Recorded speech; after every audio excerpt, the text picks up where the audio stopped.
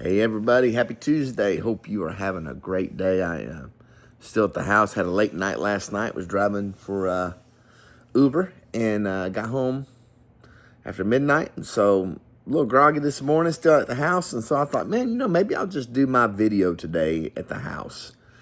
Don't know if you guys, some of you have been to my house, some of you haven't.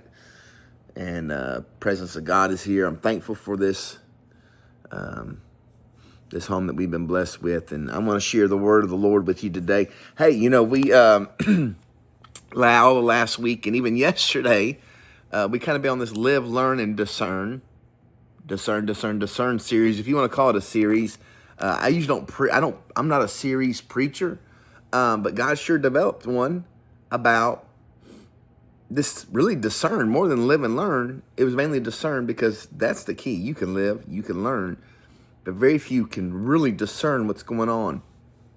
And so yesterday, it just continued with discern. And we talked about in Psalms 19, where it says, reveal to me, the hidden faults, the hidden sin, the blind spots is what we called it.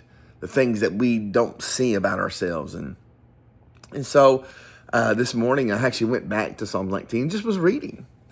And there in verse 14, it says, let the words of my mouth and the meditation of my heart be acceptable, or some translations say, be pleasing in your sight, O Lord, my rock and my redeemer.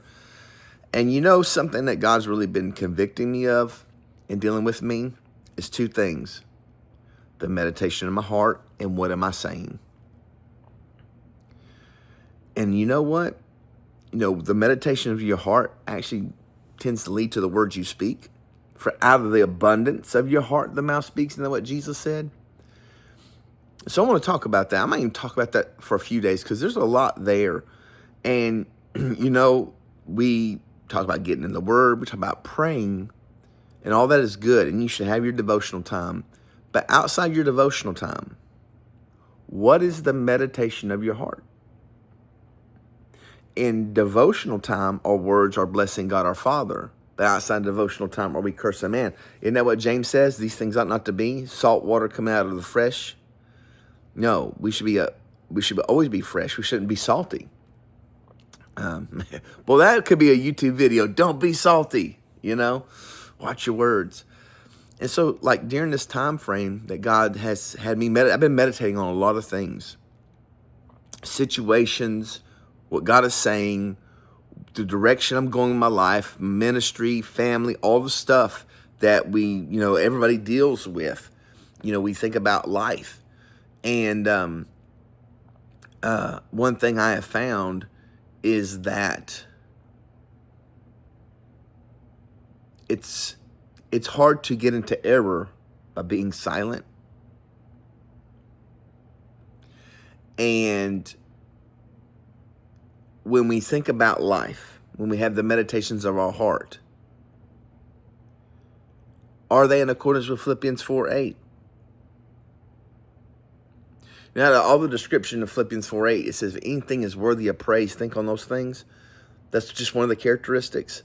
But man, if it's not worthy of praise, don't think on it.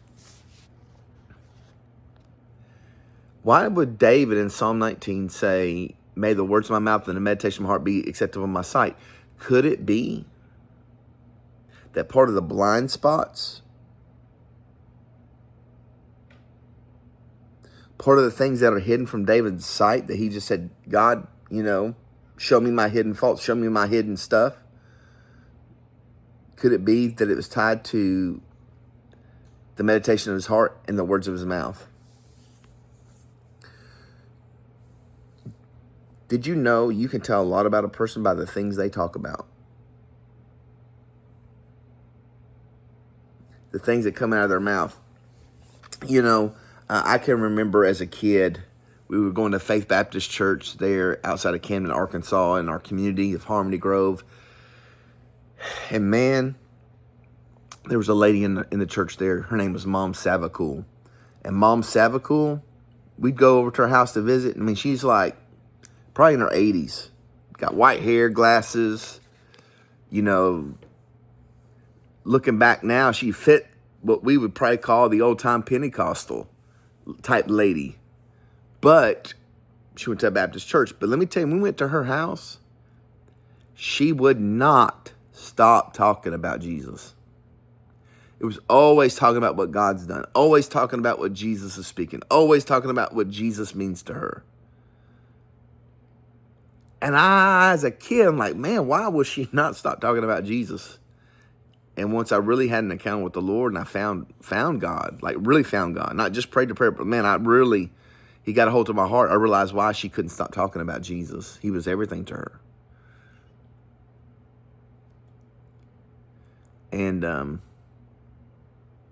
what does the meditation of your heart and the words of your mouth look like today? Is Jesus in there? Or are we thinking about all the turmoil, all the strife, all the conflict, all the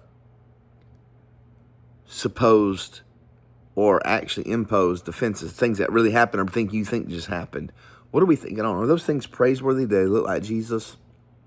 Or is what we're speaking edifying the hearer? So today, what I want you to do is let the Holy Spirit show you your blind spot again. Okay? And ask the Holy Spirit, what meditations of my heart are not correct? And what words am I speaking that are not bringing edification to the hearer?